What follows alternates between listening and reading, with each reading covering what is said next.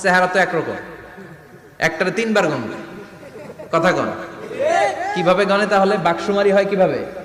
Footprint, পায়ের ছাপ। একটা বাঘের পায়ের ছাপের সাথে আরেকটা বাঘের পায়ের ছাপের কোনো মিল নাই।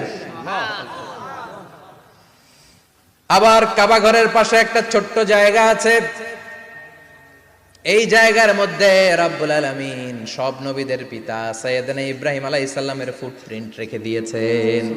ওয়াত্তাখিযু মিম মাকামি ইব্রাহিম মুসাল্লা, সাইয়েদনা ইব্রাহিমের দাঁড়ানোর জায়গায় তোমরা নামাজের জায়গা করে নাও। আল্লাহু আকবার।